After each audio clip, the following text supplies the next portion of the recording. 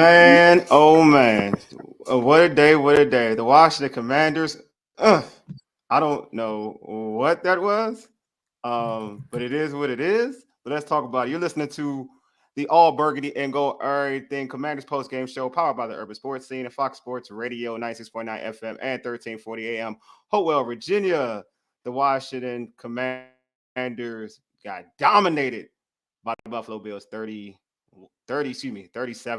Also got my let me add in my other guy.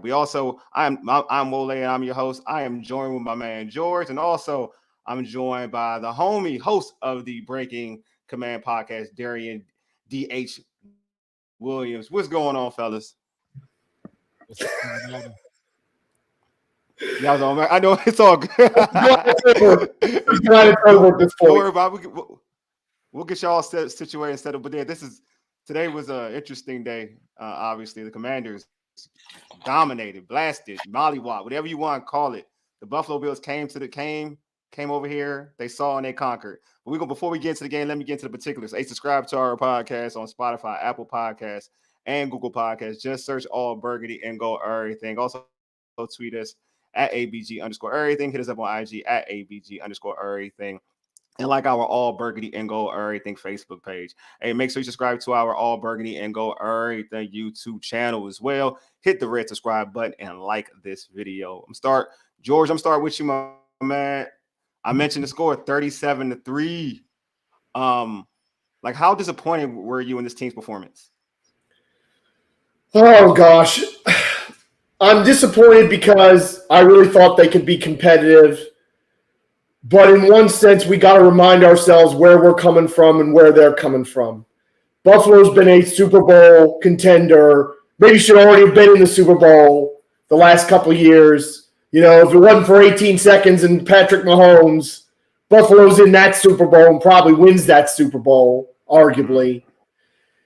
And Washington has been a can't get right, sad sack, disorganized, maladministered, mal-run franchise for 24 years, and we're starting a quarterback in start number 4. So in one sense, it was funny because I was just all the different guests I was watching on YouTube this week, both sides saying, if it wasn't for some of the circumstances around this game, we'd be saying Buffalo's going to whoop Washington because their roster's better in almost every facet. Their coaching staff, even though I'm not a big fan of their head coach, is better than the Washington coaching staff.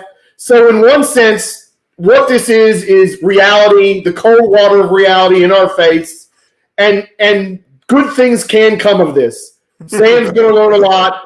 Eric's going to learn a lot. But, I mean, it isn't that they just outplayed us. That coaching staff from top to bottom had about as bad a game as you could possibly have.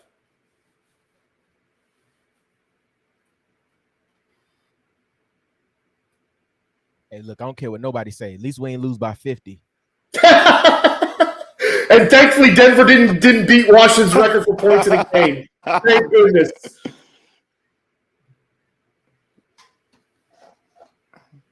What made the game so disappointing to you? So I was there at the game, me and my father. And we got out of there. Okay. And we got out of there right after halftime. Look, man, it was very disappointing. Especially it's like seeing what we did last week. Coming in 2-0, very confident. You kind of think that, they perform differently, perform a little bit better. And they just didn't have it today, whether it's on the offensive line, couldn't get stops on third down situations. Josh Allen was looking like Michael Vick out there, scrambling all around. It was just tough, man. It's tough to watch. And then, and I try to caution everybody to remember, like George said, it's Sam's 4th start. There's going to be some growing pains with this team. But I think after 3 games, you had the Cardinals game, Broncos game, and then you have this game. I think we're more of the team that played the Cardinals versus the team that played the Broncos. And I think this game was kind of a test. It's still a young team, still growing, still kind of get comfortable. And, it's a week-to-week league, so you just got to see what happens next week. Yeah.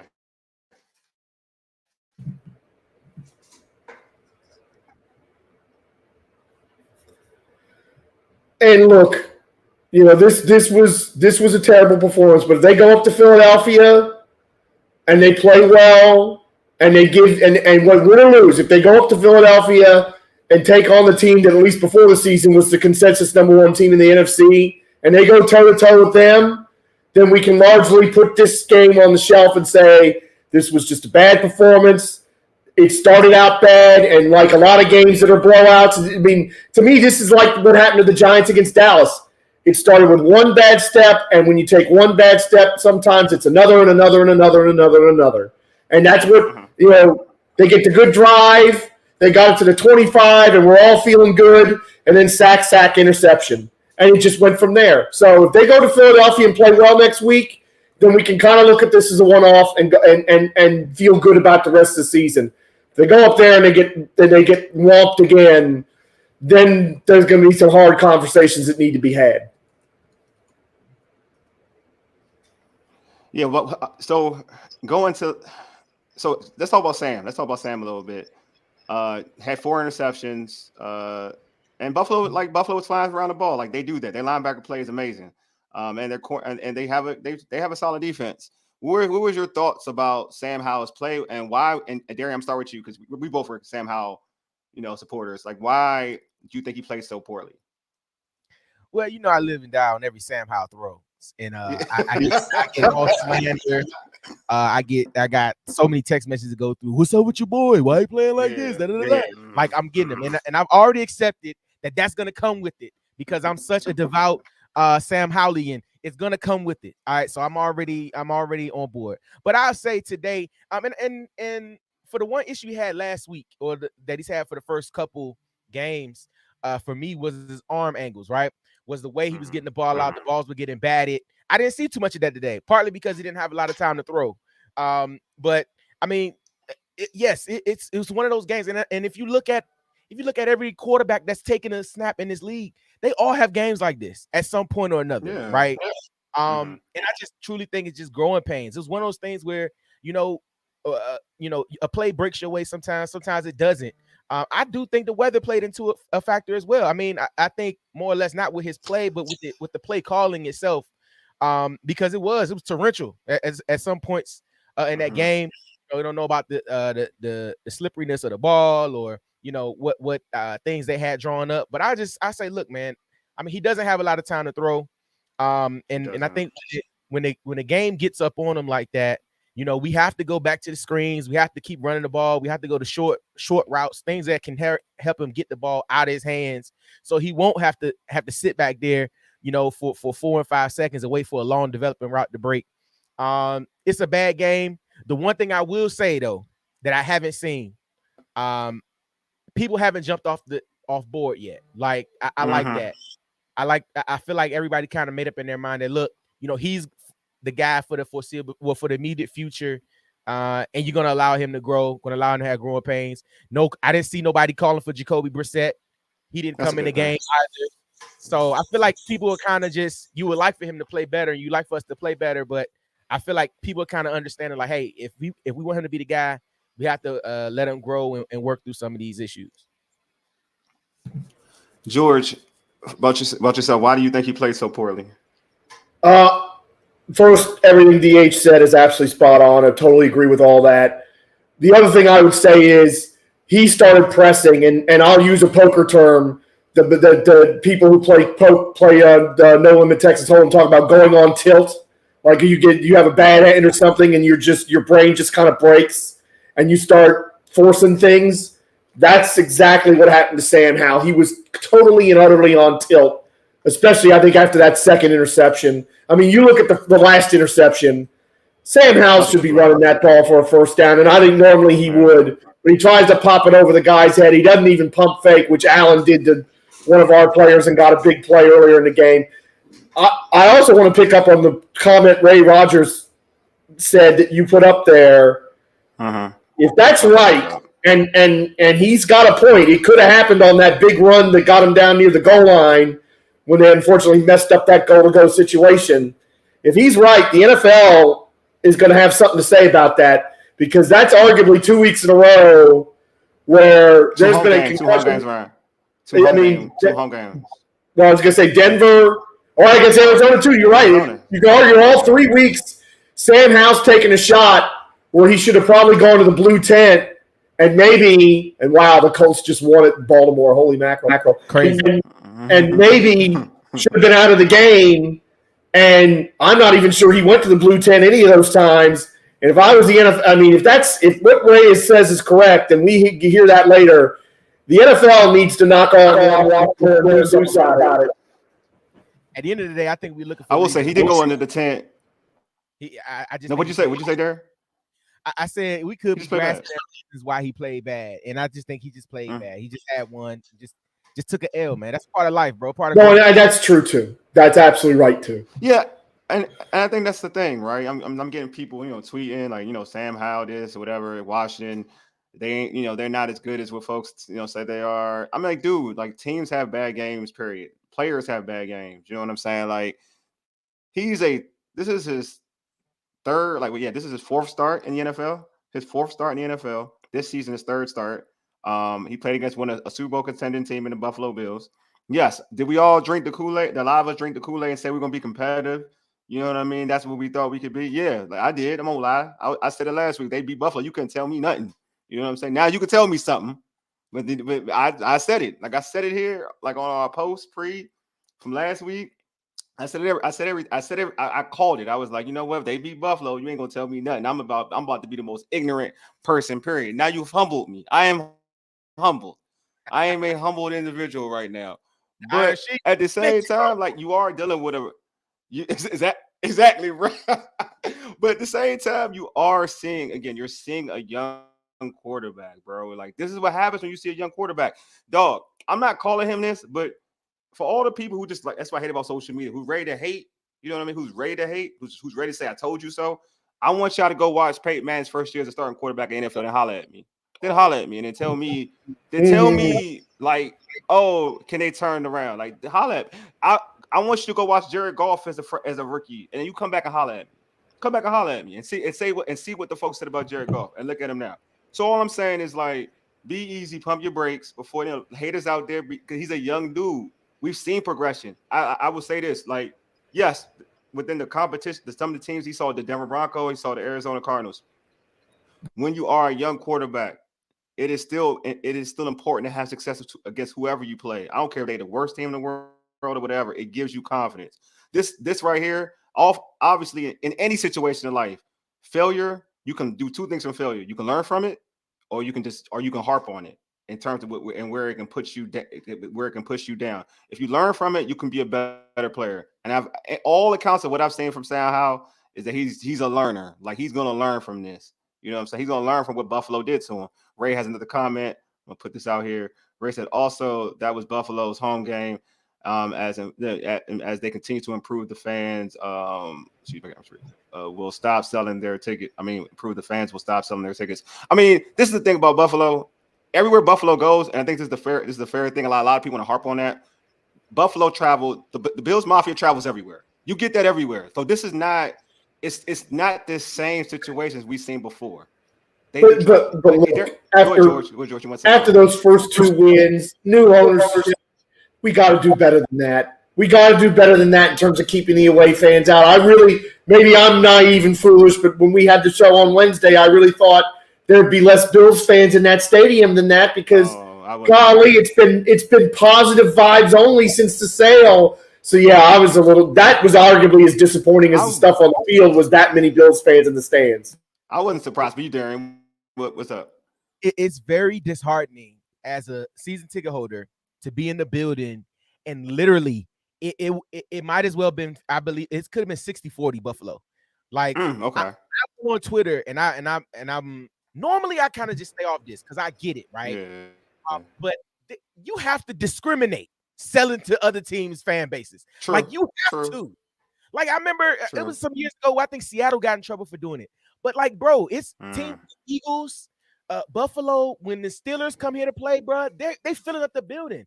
Now, granted, it takes for us to get a good product on the field, but just me as a fan, as a diehard who spent my money, season tickets on the team, I'm not selling to no other team. Like I'm just not gonna do it. Yeah. it's just me. Like, granted, because the money I can sell to another team, somebody else that is going to root for the team can pay for it. Like, and then I have a Cowboy fan that sat next to me, which will never cease to amaze me. and just to hear her talk the entire time just blew my mind. And then Buffalo is just, I mean, they're raucous, they're excited, they stand the whole time, they cheering, like they are the epitome of a good fan base. And like they literally were in the building, and you would have thought if you'd have turned it on, if you just closed your eyes, you would have thought you had a Buffalo game. I promise you. Even with all the good wishes that we've had for being 2-0, it's still gonna take some time for that stuff to change. Like it's gonna have to be a playoff berth for people to be like, yo, I need to be in the building. And then the weather wasn't even too bad. Me and my dad sat out in the rain, bro. If we can do it, he old, and I'm old too. If he can sit out there, we can sit out there with us. Bro. Preach. Don't do that, though. Preach. But you know what, though? It's learned behavior. This team's been so bad for so long. Season ticket holders have been making up the money that they pay for season tickets by selling them years and years and years. You ain't gonna go, just don't buy them. Like, yes. I know people who literally buy tickets and use it as an investment. Okay, this is not real estate. This ain't real cars. True. Bro, you ain't no fan and you ain't gonna go to the game, then don't buy no daggone tickets, please. No, all right. So this is my next question. No, let it all out, man. This is my next. All right, this is another question. Then a loss like this, man. 37-3. You talking about the Bills were owning that stadium? Does this hurt future fan attendance? I'm gonna start with you, Darian, because you got season tickets and you know the vibe. Of course it does. Okay. Dallas is gonna be filled up when they hear. Philly is gonna be filled up when they hear. I think the Arizona game was how you won it, right? It was literally 90-10, maybe that. And even last in Denver last week, like we were there, like we were represented. Yeah, I saw that. But it was to a level where, you kind of had to, like, we wasn't all in one space. We were kind of spread out across the building. When other teams' fans are there, they literally take up the half of the bowl. Like I have a picture and I tweeted it, and I will send it to you so you can send it back out. Or the whole behind them, like it was just all blue. So I think it does hurt. I think the casuals that were coming back probably like, oh, it's the same old team. They just got smoked. I'm not gonna come back. And then don't let the weather be bad. Oh no, it's no point. You know what I'm saying? Like that's the thing, bro. Like there is so much that goes into the team and the fan base on a weekly basis that, last week people were saying they were booking tickets to Las Vegas. We're going to Super Bowl. This week, people are ready to turn it off and ready to root for somebody else, regardless of ownership, because we played bad. Bro, I've been playing football since I was 6 years old. Like this happens on a weekly basis. You win, you lose. Part of the game. But I think to answer your question and to come back around, I think it will hurt if we don't continue to be productive. If we don't continue to show promise and be better, I think it will hurt because those games later on in the season, Miami, bro, after they scored 70 points today, bro. They think, like they treat Denver like a homecoming. Bro, you thought it was college, bro. You thought University of Miami played Colorado State, like smoking, like games, like that later on in the season. If you don't have a good team leading up into those games, it's gonna be difficult to pack your stadium with your fans. Those teams that will be playing good late, they're gonna go on the road. They're gonna make those trips because they're gonna want to see their team and they're gonna want to do it. And I just think, to answer your question, that it will impact if we don't get it together. At least play reasonable going forward. Hey George, same question. Do you agree with DH? I think he's absolutely right. Unfortunately, I mean, again, the damage we've done to this fan base with this last 20 plus years, it's incalculable. I mean, the fact that people don't want to sit out, aren't willing to sit out in some inclement weather. I mean, but we haven't given them a team that's been worth it. All these people selling their tickets to other fans so they can recoup their investment. That's the legacy of losing that Josh Harris and Magic Johnson and Mark Ein and Richard Rails have got to overcome, and they're gonna have to sit down. I mean, if I was them, that'd be my number one thing this week is like, how can we combat that kind of thing and get people to overcome that? But part of it is, you got to turn up on the field and not get smoked and not get your tail kicked. And again, it's the Bills. They're one of the best teams in the league. They're back this week. But golly, you can't lose like that. You can't lose like that. And that's why today, to me, all the fingers are going at the coaching staff today because it was they just a lot of this is stuff that decisions that they've made, not just today, but decisions they've made in personnel, decisions they've made on draft night. It all came to a boil today. And I was saying this to somebody else, Broncos fan who's like, oh my God, my team's going 0-17. They caught Miami at the worst time. Like everything that Miami's done that's really good just came together today, and they're lethal. And I think it's kind of the same way is that everything that Washington done that's wrong came together today, and you saw the result. Washington will be better than this, but they need to do something up in Philadelphia next week. They need to go up there and play well, or it's going to be exactly as DH says. It's going to be like same old Washington. They're not any good. Blah blah blah blah blah. Ray said, "Real fans know what's up. The defense played well today, aside from not getting sacks. This is a different group, a better team. Come on, people." While it was a 16, you want to add to that, DH? It was 6. It was a 2-score game late. Like really, and if you look at it, right, the box score is gonna look bad. It's gonna look terrible. It's gonna look horrible. But the defense played very well this game, except for some third down situations where they couldn't get off the field. Bruh. That's my problem. We'll go ahead. That's the same old Jack Del Rio. How long of his tenure have we been talking about third down defense and letting the other team convert?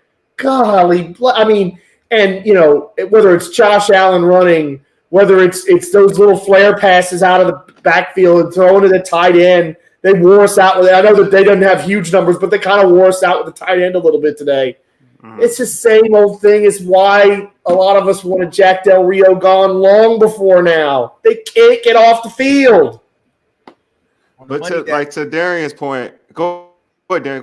Go ahead. No, just on the money down, man. You have something to say there? I think that you look at the roster. Go ahead. You look at the roster all the way through. Nobody questions the defensive line. The defensive line is stacked, good to go with that. But there's literally questions and holes everywhere else on this roster, maybe other than receiver. But there's questions and holes everywhere else on this roster, whether it's the starter or the backup. So I just think with the defensive line is going to show up every week like they have been. You're going to get pressures from the edges. You're going to get energy. You're going to get effort.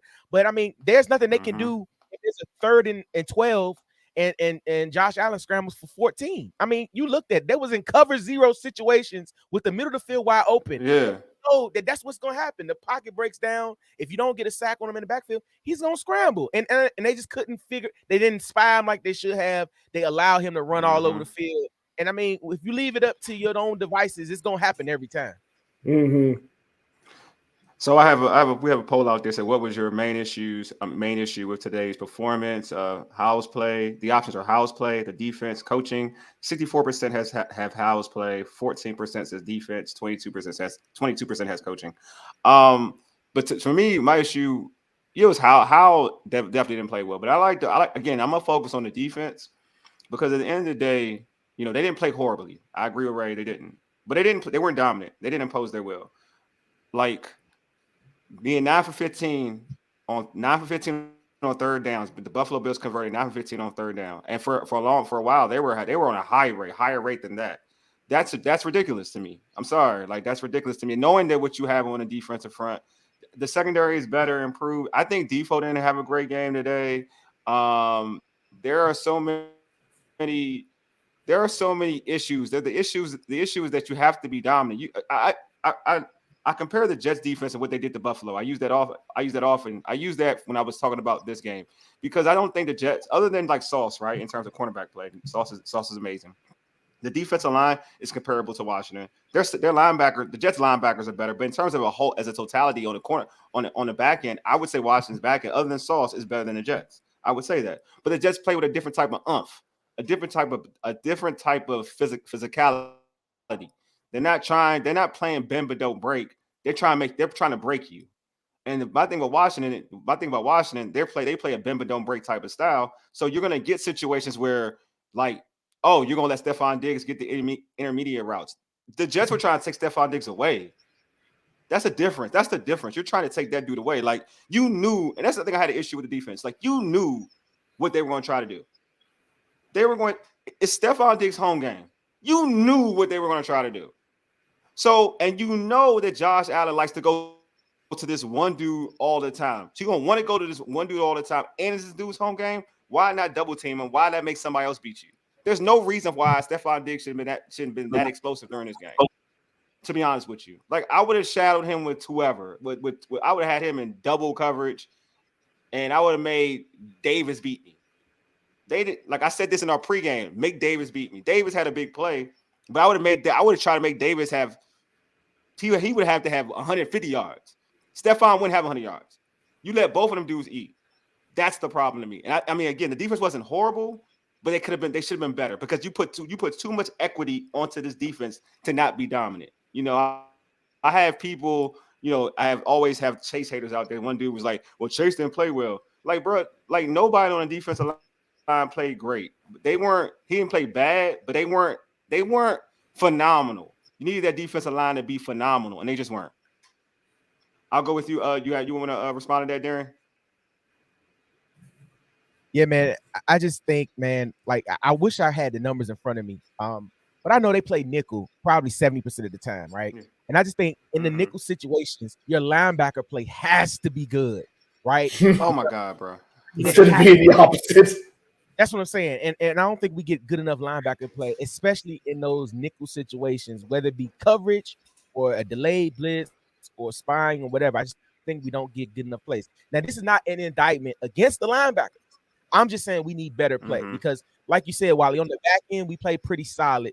Other than St. Juice just giving up a lot of plays today. Yeah. And the defensive line is going to play. Right? But I think in these nickel situations, linebacker play has to be better. I definitely think in the offseason, that's something that they will address. That's something they need to address. That and the offensive line, they need to address those specifically. But I'm curious, man. I wish I had the numbers. I just think that, you know, we play a lot of nickel and we don't get good enough production playing nickel. Yeah, because again, because you're not playing with any thump. Like you're playing like Cody Barton, you're playing Buffalo nickel, right? That's what they're playing, right? So it's curl, basically the other linebacker, and then you got your linebacker of choice is Cody Barton.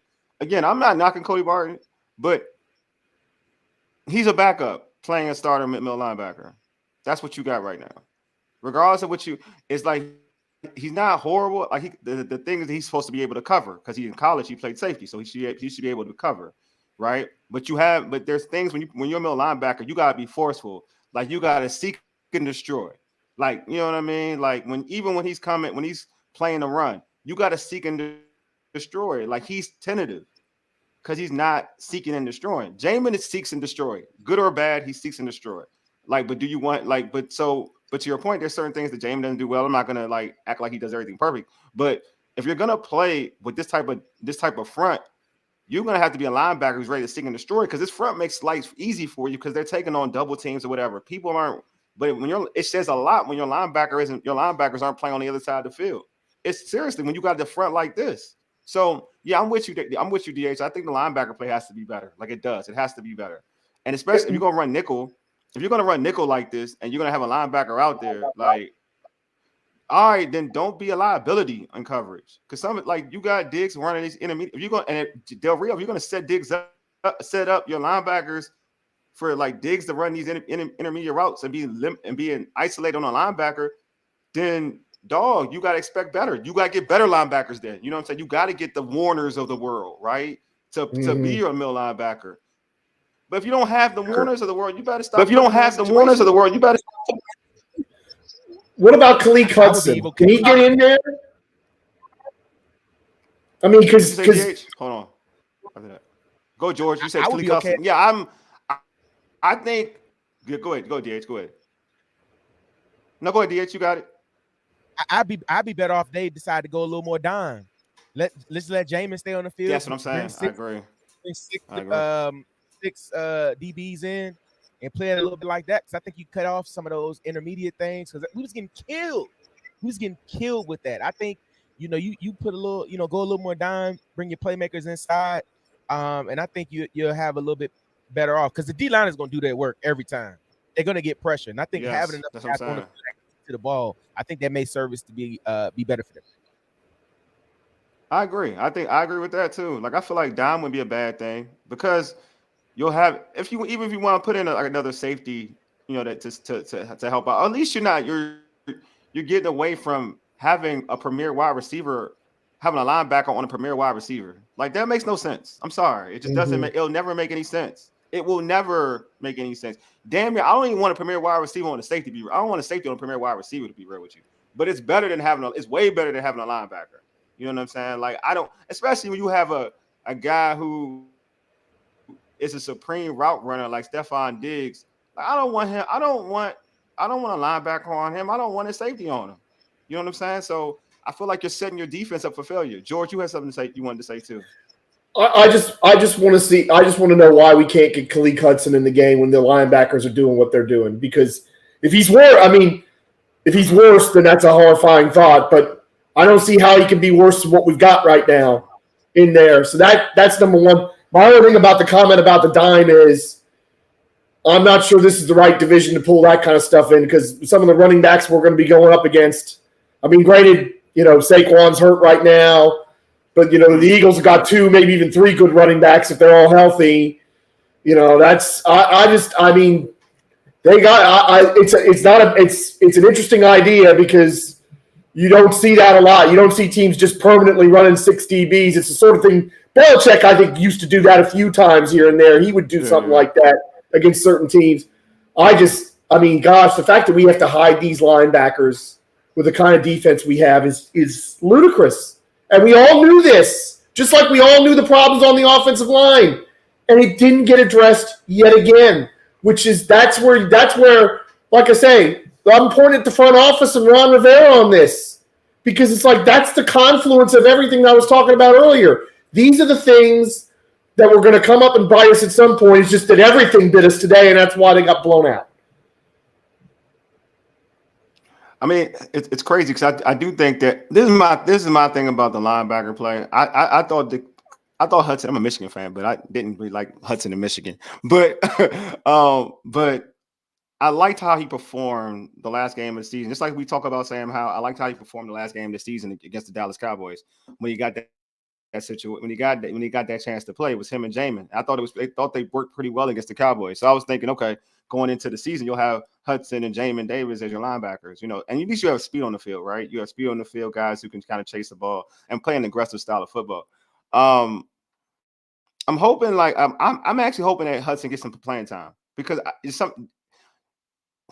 Barnes is not forceful enough for me, man. He's just not forceful enough for me. I'm okay. I feel like I'm okay if your linebackers like mess up, but they're forceful. You know what I mean? Like you create some type of havoc. Like you got to create havoc. Like you got to play hard. You got to play like you're trying to do something. But if you're playing passive and being back, like, dude, you're gonna lose both ways. You're gonna lose when it comes to trying to make plays, and you're gonna lose and you're gonna get beat on the other end. You know what I'm saying? Like I saw Cook take Barton on and was able to carry and get extra. Cook ain't that type dude. Like Cook ain't that type of dude. So hopefully they get a situation. But I'm gonna ask y'all this question. I'm gonna start with you, DH. For you, and just like the poll, what was your biggest issue out of those 3 options that I mentioned? What was your biggest issue? Give me the options one more time. You said was it House play or was it the defense? All right, House play, the defense, coaching. Woo, it's somewhere between coaching and Howe's play, but more or less not necessarily his complete play, the turnovers. The decision making. Yeah, you can't have those things, right? Like, I mean, Josh Allen gets away with it a lot because he'll throw 3 picks and then have 3 touchdowns. Yeah, true. You know what I'm saying? But when you're throwing 3 and 4 picks and getting no scores, like it's gonna be tough. That gunslinger stuff only comes into play if you can make up for it on the other end.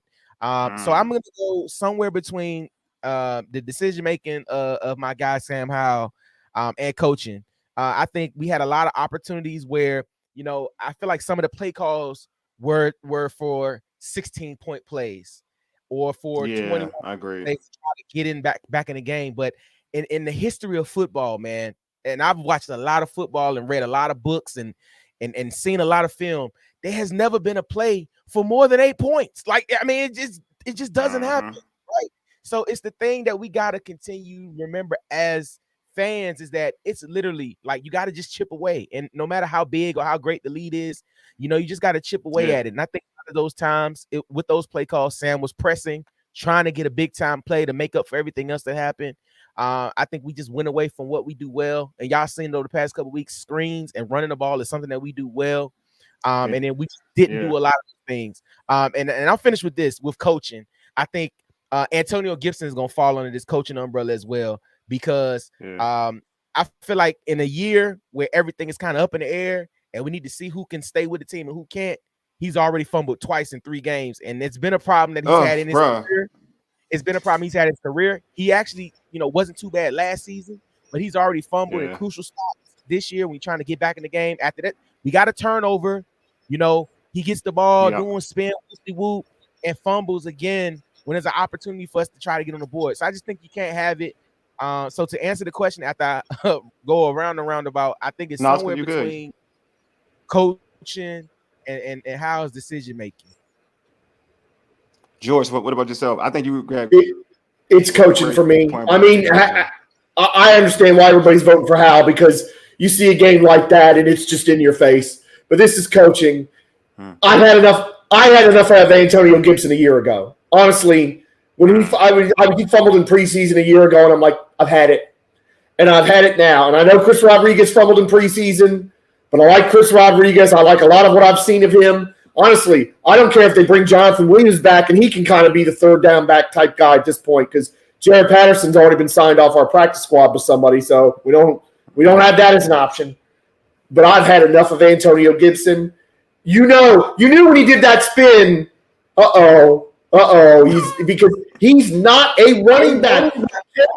33 times. You're a wide receiver. You're not going to carry the ball the same as a running back. You're just not. And you're not going to know, and you're not going to be used to getting hit like a running back gets hit and holding on to the football. And it's enough now. It is enough. No more Antonio Gibson, please. And look, Eric, I love Eric Bieniemy to bits because it's clear that he's developing this quarterback and developing him quickly. But honest to God, we had 14 or 15 called passes to 4 runs up to halftime, or 5 because we had the one at the end of the half. And that's after 30 passes in the first half last week. And Eric, you don't have Pat Mahomes back there. You can't be doing that. We've got to have balance. The best drive, one of the best drives we had, we started running football, and then Sam threw a pick. You think about that series at the 25. I was like, okay, we're going to run some now. Called pass sack, called pass interception. We've got to be balanced. That's who we are. This offensive line is not good enough. They cannot protect the guy if there's 35, 40 called passes. They can't. If we're lucky, it'll be all right if it's 25, 30. I'm not even sure they can sustain their blocks, sustain good play for that many. But if it's 35 or 40, it's not going to happen. And you go back to last week, Hal was 8 for 9 for 121 and a touchdown. I mean, almost a perfect half, honestly. But again, 9 passes, that was it. And they ran the ball, and they were effective. And that's a good front seven, and they actually ran the ball well in spots today. But they just didn't do it enough. So coaching for me, and front office too. And I understand where Floyd Austin's coming from. As I've said many times, I'll say it again. I am agnostic about the way this season goes because if they are not very good, then Ron and the rest of them are out of here. And I'm for that. I am absolutely for that, except for Eric. I want to keep Eric around. Yeah. So to your point, George, you're looking at Brian Robinson had 10 carries for 70 yards, so he's averaging 7 yards a carry, right? He had a couple of big plays too. He looked like he was hard to tackle. In terms of the passing, the ratio, 29 passing attempts to 13 rushing attempts. For me, it's coaching. I mean, it's easy to go with the rookie. I think it's easy because he's a rookie quarterback. It's easy. But I think and I think it's fair. Y'all know I'm pro EB. I want EB to be a head coach, so I'm pro EB. But I think it's fair to criticize, though. I think it's fair to criticize. And when it comes to EB, I think now we've seen a body of work where EB likes to throw the ball a lot. Like EB does he likes to throw that thing. But EB's gonna need to run because again, Sam Howell, especially with this offensive line, I think it's the perfect storm a lot of times when it comes to Sam Howell, right? Especially when it comes to Buffalo. You have a good defense. They're getting pressure. You've seen the tackles getting beat. They're getting pressure. And then also you got youth, right? As a young quarterback. So it's a perfect storm to a point where you're going to doubt your eyes. You're going to hold the ball a little bit tighter. You're worried about pressure. It's the Patrick Ramsey effect, right? It's the Patrick Ramsey effect. If you're a Washington fan, you know about the Patrick Ramsey effect. Mm-hmm. So now you're going to make mistakes. So I think it comes to play calling to kind of make it easy on him, right? Hey, you got B-Rob. B-Rob is giving you I just named it 7 yards to carry. And these aren't like jokes in terms of it ain't like he got that at the end again. He was gashing Buffalo, to George's point. He was gashing Buffalo early. Give him the football and do what you did against Denver in that second half, right? Have Sam Howell work on play action. Have them, that way he's not worried about the pressure isn't going to be as thorough. You know what I mean? So I do feel like you got to mix it up a little bit. Dropping back 7 yards, throwing that thing out. You may have to work around it, not because Sam can't do it. It's because your offensive line can't hold up. And then depending on who you're playing against, you probably won't be able to do that pretty often. And we saw that here against Buffalo. You weren't going to be able to do that. So I will say coaching, and also on the defense, and offense and defense. On the defense side of the ball, bruh, be aggressive when you on defense. Yes, you only gave up to Ray's point, to everybody's point. They weren't that bad. The defense wasn't that bad.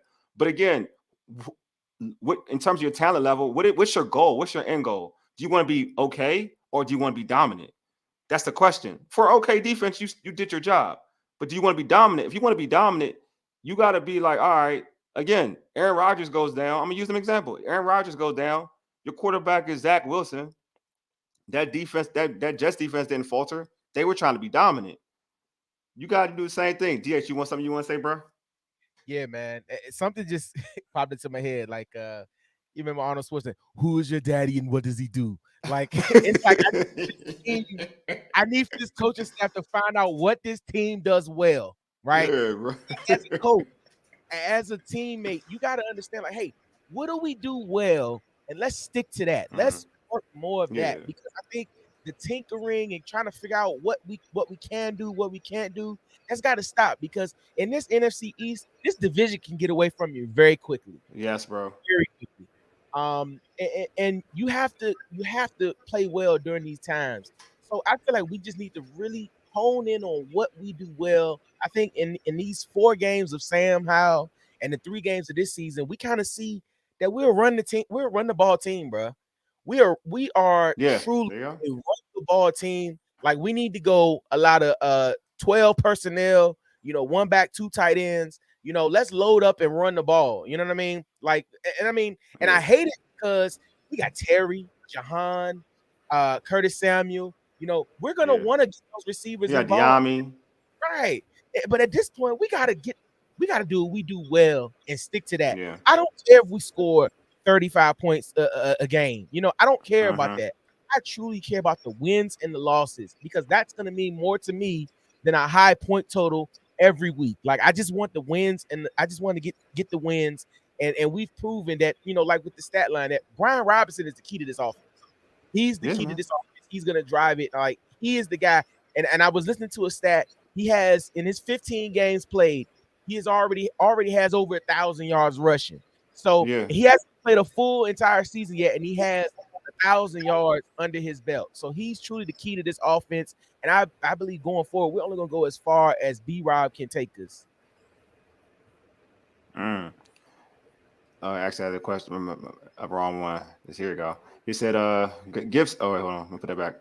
Gibson, my man said, Gibson got it. My man Cornelius said, Gibson got to go. Not sure how he gets so many opportunities. He's not dynamic enough to suffer through the fumbles. Man. Yeah, Cornbread. My man Cornbread. Yeah, bro. I root for Gibson because I feel for him. You know what I'm saying? I do see ability. But yeah, bro, it is what it is, man. Sometimes you gotta let him go.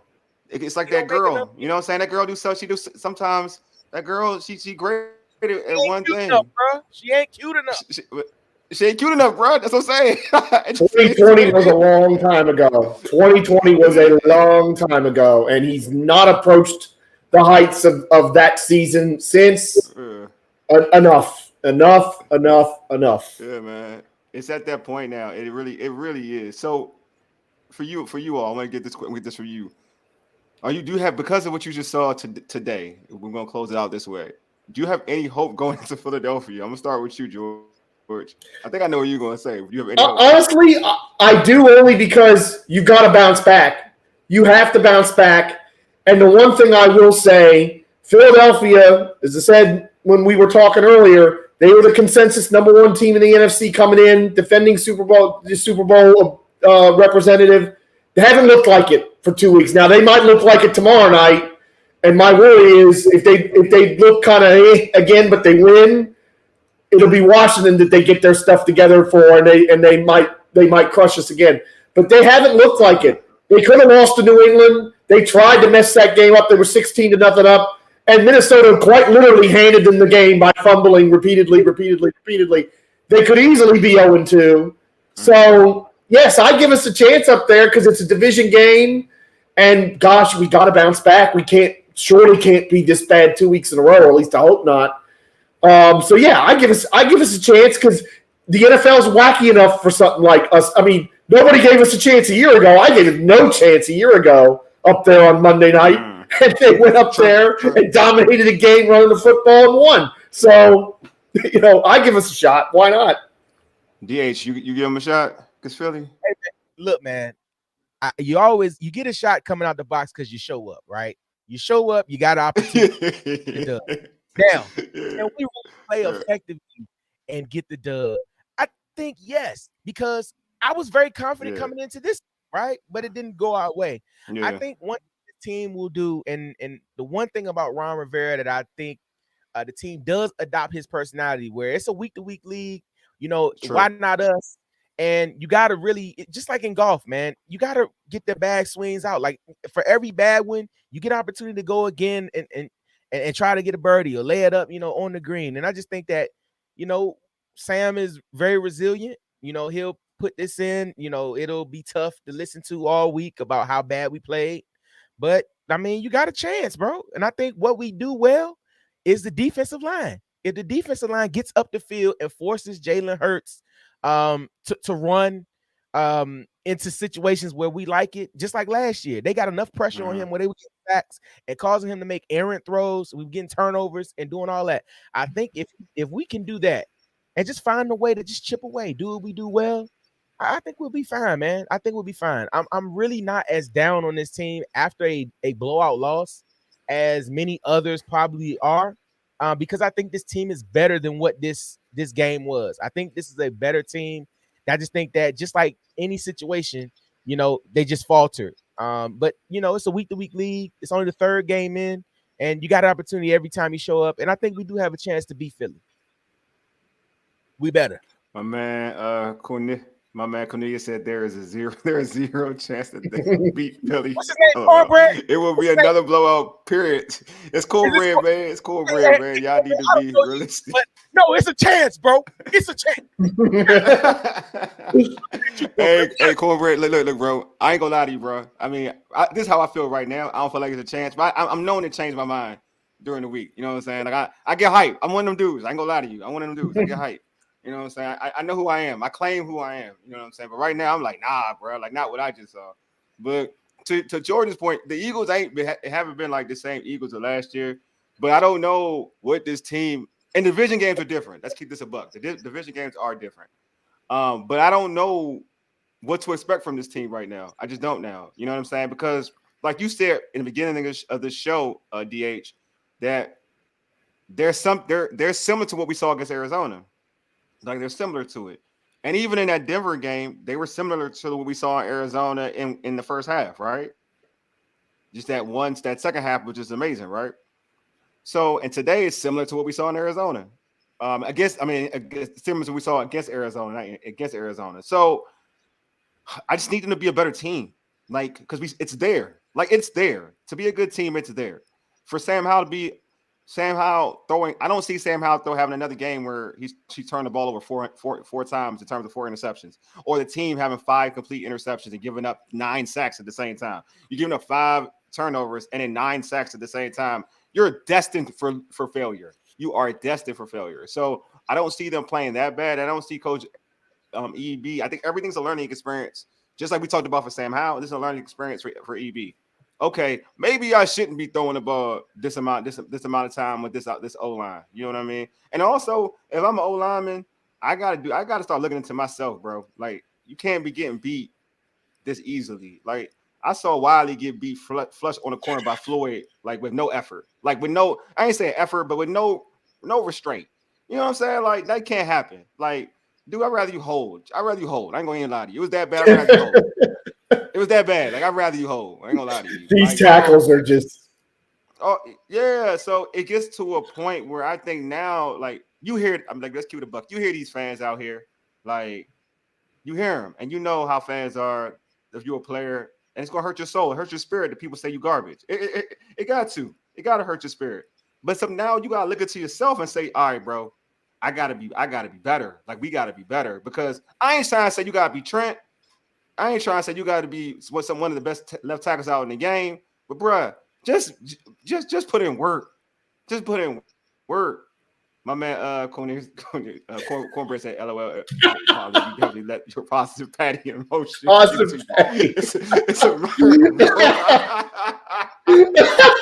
hey, bro, you ain't like, hey, yo, the O line is Metro. Yeah, that's true. That is 100% facts right there. Right now, bro. You rolling, bro. You rolling. Hey, it's bad. I know the O line's bad, but yeah. Hey, bro, if they win, you gonna be with me, Cornbread. Don't lie. Don't. But right now we losing. Today we losing, bro. Today we losing. Catch me Wednesday though. Holler at me Wednesday. I'm gonna say something totally different though. That's all I'm saying. But again, hopefully they turn up, play a better style of football. But they just gotta be better, man. Like, this is 37-3 ain't nothing. I was frying the Giants fans out there, and when they lost bad to the Cowboys, I don't feel good anymore. Like, I don't feel good anymore. Like, I can't hold that against the Giants anymore. Because this is bad, bro. This is bad. This wasn't national TV bad, but this is bad, bro. Like, this is bad. Yeah. It ain't national TV bad because this ain't on national TV. But this is bad. Like, 30, yo, and then you kick the field goal just to get points. Like, bro, like, that's the bad part. Like, you kicked the church because you didn't want to get shut out. Hey, like, we had a good finish. We had a good long snapper snap today. That was good. Cameron Cheeseman actually did a good snap. All right, I'll do this then. And like, I don't like to be a negative person 24/7 because I try to like clean my spirit. So I'm gonna start with you, DH. Anything positive, bro? Anything positive? Like, anything that you want to pull out of this game? Yes, I'll say this. It was easy getting in and out of the stadium today. I do think no, and I know y'all. I'm so serious. I feel like I know my brother was the same way. My brother left early too, bro. Go ahead, dog. Experience with the staff and stuff has been upgraded. It's a whole lot better than what it was previously. Cool. On the field, I'll say this: Brian Robinson, you know, every time he got the rock, he toted the thing. Defensive line played exceptionally well, and at the end, with the one opportunity for Sly to make the field goal, you had a good snap, good hold, good kick, right? Had that not went positively, Cheese would have got cut tonight because he has no more. Cameron Cheese has no more rope. He's like Antonio Gibson. He has no more rope. So everything he does now has to be perfect. I just feel like that's the positive part. I feel like even when we were down, 2 scores, it never felt like the game was over. I feel like they still were motivated to try to come back. We just couldn't get it done. So I just think the positivity in the building is still up. Some heads were hanging down at the end, but it's expected. But I just think definitely, there's some things to build off of, and it just is what it is. It's gonna sting today, the same way Colorado lost sting last night.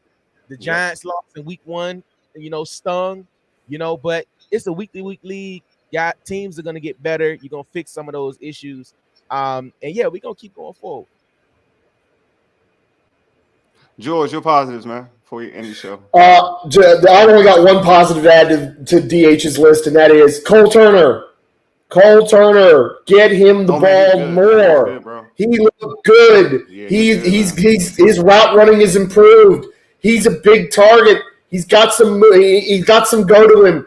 Let's feature him more. Let's feature him more. I mean, I know we're sad that Logan Thomas wasn't in because he made that catch was so huge last week, but I'm all on the Cole Turner bandwagon. Let's really give Cole Turner a chance to show that we don't need to draft a tight end next year early in the draft. Yeah, I like Cole Turner. Hey, Cornbread, chill out, bro. Hey, that's true though. Hey, you want to get, getting out of here, like, towards the end of the game with a game like this, you hope like nobody else, That's true. nobody hurt, and just so you can build off of next week. So yeah, that's a good thing. No injuries. Man. Yeah, man. Cole Turner was a good one. I won't lie. Like 35 yards, 4 catches. It just seems like a guy that Sam Howell trusts. He does. You saw it in preseason. You seen it in the regular season games. You definitely trust. Definitely trust him. Positives. This is a tough one. Yeah, I don't know if I have it. I don't know if I have a positive. It would have been Cole Turner. You know what? I like Curtis Samuel. He played well, man. I like the way Curtis Samuel played, man. He looked good. But also, I want to say this: get the ball to Jahan, man. Get the ball to Jahan. Yeah, let's get Jahan gets open. Get the ball to Jahan though. That's only 21 yards, two receptions. Get the ball to Jahan. Like we featured Terry and it's great, and Terry should be featured. But let's try to get Jahan in space. Wide receiver screens, whatever. Let's try to get Jahan in space. Because Jahan is dynamic as a route runner and dynamic with the ball in his hand. But anyway, this has been a great show. Before we close the show out, DH, plug your social, your show, breaking command, everything. Hey, what's up, everybody, man? Look, I appreciate you for having me on. Of course, every week you can find us on YouTube at Breaking Command Pod. It's the D&D football podcast, Breaking Command. Me and my partner D Mitty, where every week we talk about everything Commanders. You might get some comedy on there. Last week we had Mike Callow of ESPN 630. Coach Prime showed up too. So it was a good time, man. We always have a good time, baby. I saw. Coach Prime is in the building, baby. I wasn't gonna get through a podcast without another impression. I know, I got you. Every week, man, just hit us up. Of course, the DH on the mic. Is it Twitter or X? It's Twitter. I'm saying Twitter. No, I still call X. I don't know, man. I'm confused. Yeah, DH on the mic on X. Of course, when I'm not on Wiley's show, of course, Breaking Command, and you can hear me on 92.7 FM down in Charlotte. Weekly segment with Coach Prime, baby. Definitely check it out, man. There's more to come. Hey, George, plug whatever you want to plug with, man. VC. All right, you can follow me on Twitter. You can follow me on Twitter at TempTheRat. And Rams Rewind. As I said last week, we're starting to get pretty close to the college basketball season. Had a lot of good off-season episodes previewing new players for the team and previewing the season. There'll be a few more of those in the works as we get closer to the season. So give Rams Rewind a listen on Podbean and Apple and your various podcast platforms. Awesome.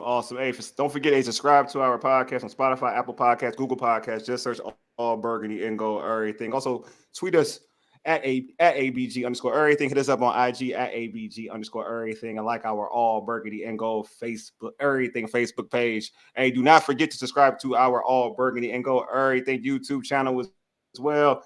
This has been a depressing loss, but I'm gonna get over it. I'll be hyped on Wednesday. Catch me Wednesday though when I'm all about the smoke. And everybody who tweet me about Chase Young and talking about he the same old Chase Young, he's still here for the smoke. Holla at me. Y'all acting like dudes got to have sacks every freaking game. Y'all got to get a life with that joint for real. Who gets a sack every game? Relax. And then some of the folks coming back at me because I said Washington or 2-0, they're going to do some damage. Oh, how they look today? Relax. One game. Relax. That's all I'm saying. Houston Texans just beat Jacksonville. Be easy. Anyway, you've been listening to All Burgundy and Go Everything, powered by the Urban Sports Scene and Fox Sports Radio, 96.9 FM and 1340 AM, Hopewell, Virginia. For Ages, you dig? Deuces. Hey, folks, we are out.